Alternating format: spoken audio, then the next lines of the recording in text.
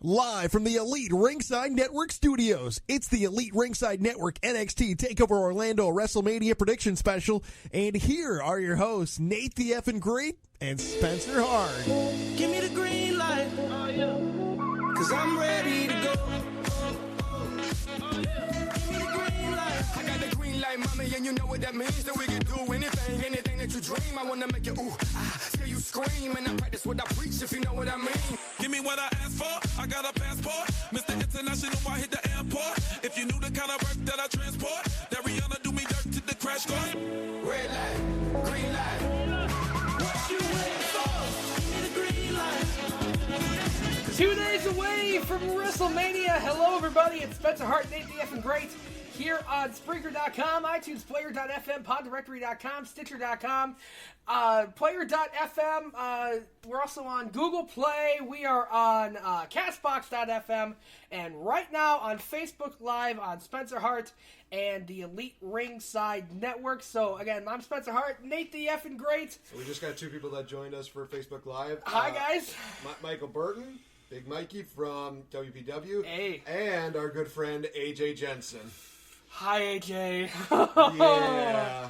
Okay, so we're here to make our predictions for WrestleMania Weekend, NXT Takeover Orlando, and WrestleMania 33. The winner gets, and you can read this off on the contract. We have an official contract. Yeah, we took it down, but let's just, have this reviewed again. For those of you that can kind of see it, I know the lighting's a little bit... No, wait, actually, lighting now is pretty good, so it's actually good to see. All right. Show that on your Facebook deal. And for those of you listening on Spreaker, we're currently showing off the contract that you can see. And I basically get a vote of confidence from Mr. Max Beatty, Beatty Club for Life. And, of course, I did actually get a chance to listen to Smart Money Podcast, and they did say that, either way, they're in a winning spot right now because either one of them is walking out with the championship. But they did say that when it comes down to this little thing that we have going between us, yeah, they kind of want to see you get chopped. So does everybody else in my office. I've been telling people at the office about the prediction battle we have going on today, and I've been regretting this day all week. And Michael and AJ, no, I didn't just wake up. I'm just like at the exhausted point because this is the second time we're doing this broadcasting deal because he needs everything to be perfect. And it has I learned that I'm recording it as well, just in case we're not streaming right now. So, do you want to make our predictions right away? Well, no, because I think it's time for us to sign this and make this official. And I will say this, that, there were a couple of things you probably missed out on this. The main thing on here is that once spoken, the predictions cannot be changed. So it's one of those things where as soon as you say it, you are locking it in. There's not one of those things where it's just like, I'm going to choose this guy. No. I choose this guy. It's like, nope. Once you say it, you're locked in. And here's the other thing, is that in the event of a draw, both of us are going to end up getting chopped. Why did you do that? Because you're the one that's always complaining, like, oh, what happens when they're a draw? We need a tiebreaker. It's like, nope, not this time. If one of us is going down, the other one's going down with us. So it's one of those things where it's a sinking ship. But honestly, for me, I don't see that much of a big deal about it because either way, it's a win-win for me. Either I get a shot at being the future ER Network Heavyweight Champion, or I get to prove that I once again have the biggest balls of this entire network. No offense, Chris, AJ, Max, I'm sorry, but you couldn't take a chop. I'm sorry. Neither can this guy. Max would just disintegrate into a pile of dust. Hey, what's going on, Boomer? All right, so do you want to read the contract before we make it official? I think we already made the official. All right, do you want to sign it first? Of course I'm going to sign it first because, once again, basically how this all came about was that I dropped a little bit of a pipe bomb on Mr. Spencer Hart. No hard feelings, Mr. Salty One. I mean, it was probably one of those things where I probably shouldn't have done that, but at the same time I was trying to raise a point, and it created one of the best conflicts because this is indeed one of the longest rivalries that you could possibly have. Because honestly, this goes back ever since I started podcasting here on Spreaker.com. Even before that on Pro Talk Wrestling. Because the thing is, and you can tell me I'm wrong by this by all means, but this is just from how, I my point of view, is that I think I'm the one that kind of laid the foundation to what everything was in Central Wisconsin. Not with the Smart Money podcast; they had their own thing going on during the time. But I think for the Squirt Circle podcast, I kind of brought you onto the show, and then you guys started thinking like, oh, let's do our own. Now that we know that Spreaker.com does this whole entire deal, it's very true, and we have you to thank, to be completely honest. So basically, what this is just basically the two founders of the two Central Wisconsin probably most watched and most beloved podcast. Sorry, Pro Wrestling off topic, but you don't count in this situation. No offense, Josh, you are amazing, but wait for it, Zach.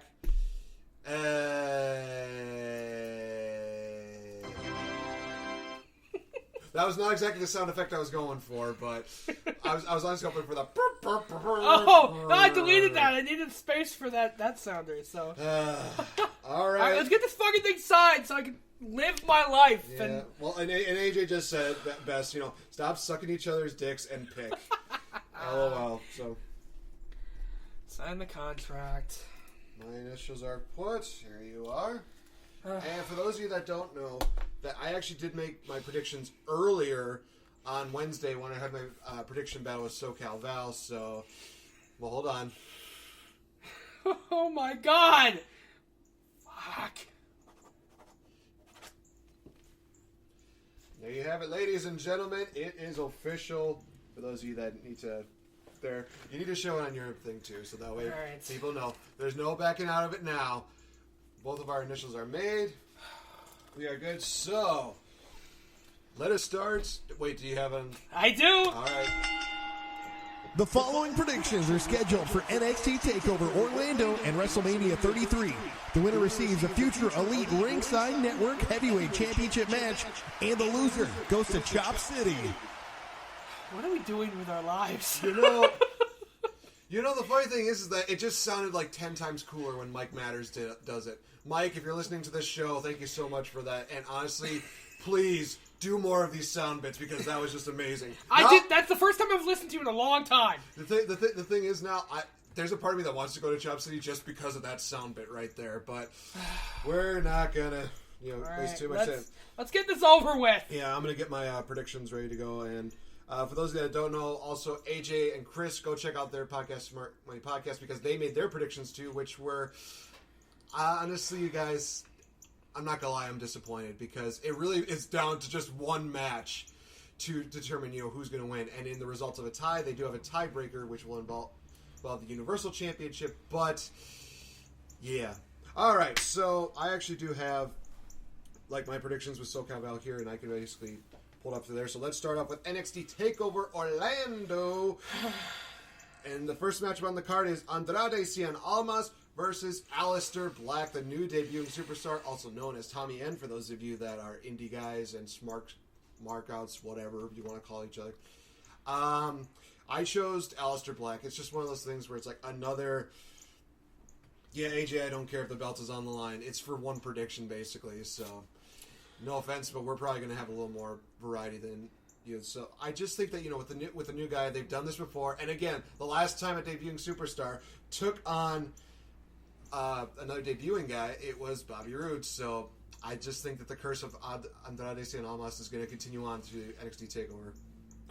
And we already disagree.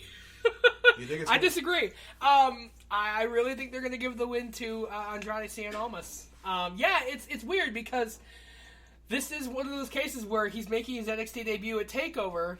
At the same time, NXT does have a habit of putting somebody over right away as soon as they get there. I think they're going to break the streak with TakeOver pay-per-views, or in that instance. I think they're going to break it with Cien Almas. So I'm going to give the win to him. All right. But I'm really hoping Aleister Black has a great future with NXT. I think he will. Next matchup is the Triple Threat Elimination Tag Team matchup. The Revival and #DIY challenging the Authors of Pain. And this is one of those predictions where I actually thought to myself, okay, I know who I'm going to pick. But then they threw this elimination stipulation, and it was just like, oh, Yeah, Well, kind of throws it for a loop. It does throw it for a loop. Do you want to kick off on this one? Yeah, the Revival cannot win. I agree with you. The Revival cannot win. This is basically going to probably be their send off match. Their swan song, yeah. I'm gonna give it to the Office of Pain. This one is simple to me. I think that people are getting a little misled by the elimination stipulation.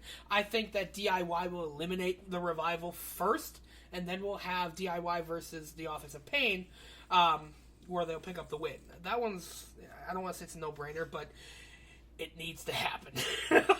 and before I get my predictions, well, no, I agree with you completely. Damn it.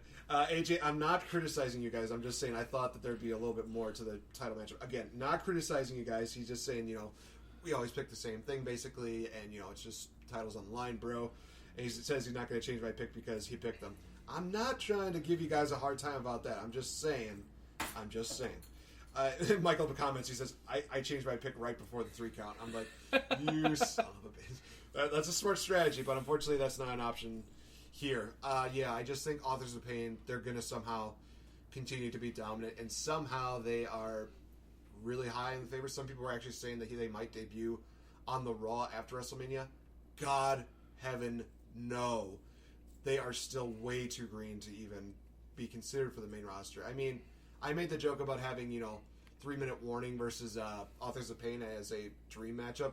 I would still kind of like to see it because I liked the 3-minute warning gimmick, but right now, Authors of Pain, they're still very green. Maybe in about a few more months, maybe they'll get better, but right now they're not quite at that point yet. I agree. All right. Going on to the NXT Women's Championship matchup. Asuka defending against Ember Moon. We finally get this matchup. It's going to be awesome. This might be my match of the night pick right here. Yeah. For the love of God, this match is going to be amazing. I went with the upset, and I picked Ember Moon. I think especially with the whole contract signing this past week on NXT, Asuka's getting very cocky. She's getting more heelish. Somebody actually made the comment that they might have Asuka stay on the NXT roster for now, but they still could have her lose to Ember Moon because honestly, you have to have Asuka have some kind of competition. You can't just have her, beat everybody, job everybody out for since she debuted in what was it no, it wasn't even October. It's a little more over a year ago. Yeah. Jeez Louise. Just to think that it feels like recently she just debuted and now she's already the longest reigning NXT Women's Champion. She's almost reaching a year, I think. Yeah. Jesus Christ. Well, she beat Bayley for it at... I do recall you crying. Dallas? Yeah. I did not cry. Yes, your girl got her ass Go away, handed. Bob. Who you got? Oh, God, I don't want to say anything because as soon as I say a name, it's locked in. It's weird because Asuka's got a good streak going. She's undefeated through, she's closing in on Goldberg's record. And you know how WWE love to do records. Mm-hmm. But with Asuka touring with the main roster, that may just be a WrestleMania thing, though, and Ember Moon. Damn it! Ember Moon. Damn it! Fuck! Well, don't worry, we only got one more matchup for NXT TakeOver Orlando, and then I'm guessing you want to take us to a quick commercial break. We got to throw in our sponsors, the good old stuff. So that being the glorious Bobby Roode defending his NXT Championship against Shinsuke Nakamura. Bobby Roode. Honestly, Perfect! Honestly, it's the writings on the wall for Shinsuke Nakamura. We believe that it's going to probably be his swan song, his send-off match before he goes to the main roster. And actually, speculation has said that Nakamura does want to go to SmackDown, which I'm thinking, I'm totally okay with AJ and Shinsuke, come on, people! Nakamura as WWE Champion, that's even more beautiful. Hey, honestly, got any championship that is on SmackDown right now, I would love to see Bobby Roode holding on to. He could be a one-man tag team and hold the tag team titles, for God's sakes. All honesty, it just would be perfect. Hello, we're live on Facebook. Yeah, you think she cares? Yeah. All right.